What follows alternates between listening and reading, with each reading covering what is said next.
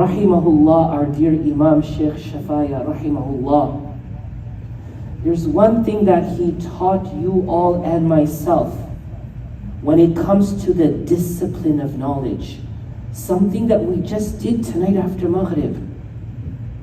Our dear Sheikh taught you all and myself how to practice knowledge, how to read Quran, how to purify our souls, how to control our nafs, how to realize our weaknesses and our collective strength, how to make the practices of our Habib sallallahu alaihi wasallam a daily habit for ourselves. He didn't just preach it, he did it, and he did it with you.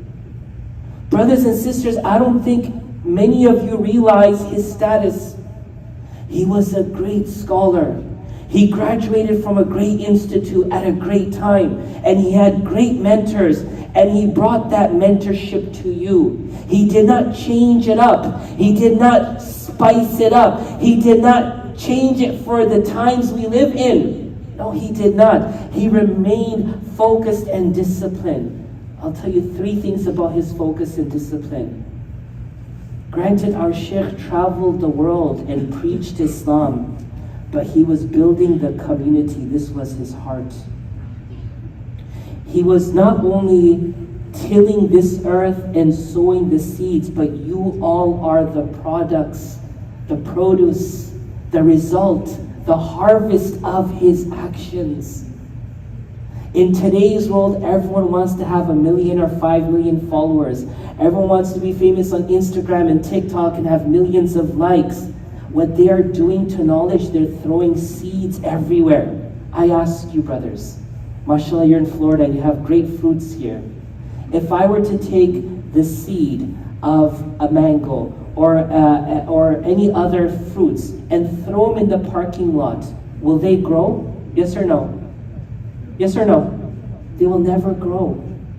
Today, knowledge is being thrown everywhere. Nothing is growing. But our Shaykh Rahimahullah, he worked on you all.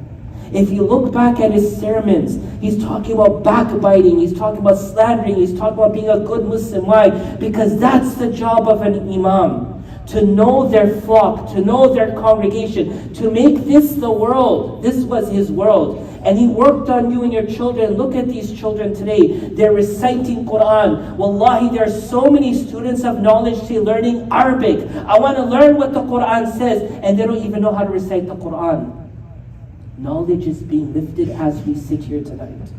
And Shaykh Rahimahullah's removal from us is a sign of how knowledge has been lifted.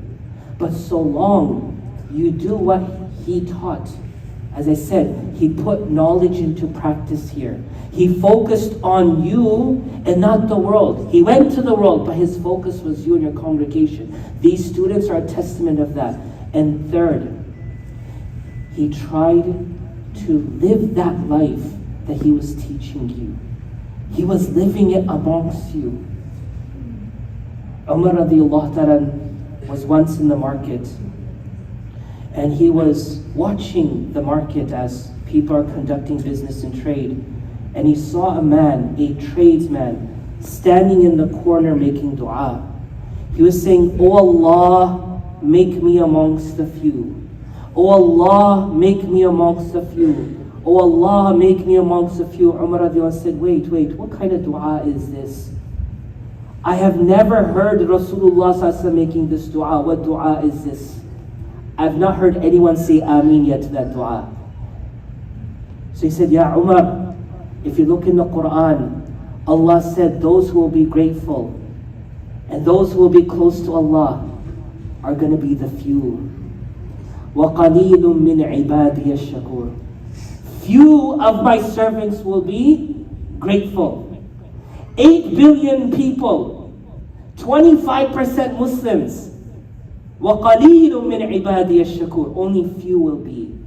So in a world that's full of distractions today, lights and glitz and glamour, in our Islamic world, our Shaykh Rahimullah stayed focused. وَقَلِيلٌ مِّنْ عِبَادِيَ الشَّكُورِ. You may not see yourself and your family and your community and your masjid as one of the glittering and glamoring, but remember, things that glitter and glamour will lose their light.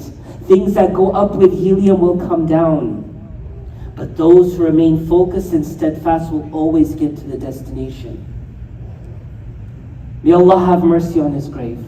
Ameen. May Allah subhanahu wa ta'ala elevate his status. Ameen. May Allah continue to allow us to be amongst the few who are focused and determined and work on putting into practice what we know, and to living what we know, and to becoming what we know, and to becoming the true Muslims and the true ambassadors of Islam. May Allah allow our actions to be da'wah. May Allah allow our words to be da'wah. May Allah allow our relationship with Him to grow and to strengthen and to be such that we become near and dear to Him. May Allah subhanahu wa ta'ala allow us all to be a sadaqah jariyah, and our children and progenies to be a sadaqah jariyah. And may Allah subhanahu wa ta'ala allow us all to stand together on the Day of Judgment and go together to Jannah and reside in Jannah together with our Shaykh. Ameen ya Rabbil Alameen. Jazakumullah khairan to all of you. My condolences on behalf of my family, the South Florida Muslim Federation,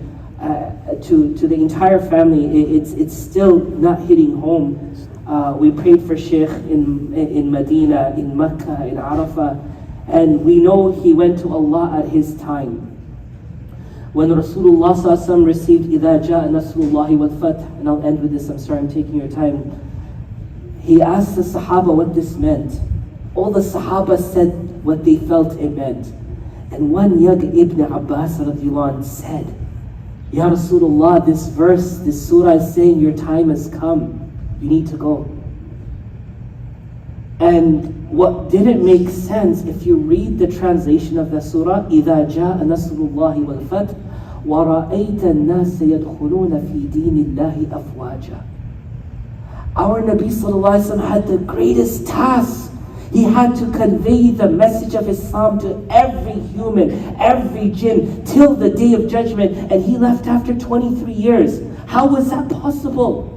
وَرَأَيْتَ النَّاسِ, you will see people entering into Islam in flocks, in droves. He never saw that, sallallahu alaihi wasallam. By the time he passed from this world, less than 200,000 people became Muslims. Where is the droves? وَرَأَيْتَ, you will see. Now وَرَأَيْتُمْ, you all will see. وَرَأَيْتَ النَّاسِ, you will see. What Nabi sallallahu alaihi wasallam saw was the beginning of the revolution. The beginning of the spread of Islam. If it wasn't for those 23 years of effort, who knows where you and I would be tonight? We would have been of another faith or no faith at all. This was the effort that started change.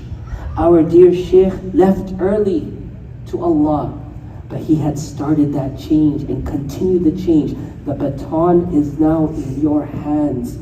Die with your Islam. Make sure Islam is in your home strong before you die, parents. We are losing our Islam. I don't care how many Muslims you call and say we are 2 billion, we are losing Islam. May Allah allow us to preserve the deen. May Allah allow us to value the people of deen and the institutes of deen and the gatherings of deen. May Allah grant me the ability to practice on what was said. May Allah grant us all the ability to practice on what was said. Myself and all that our Shaykh rahimahullah said, may Allah allow us to practice it. Ameen ya Rabbil Alameen. Subhana rabbika rabbil izzati amma yasifun. Salamun al mursaleen. Alhamdulillah rabbil Alameen.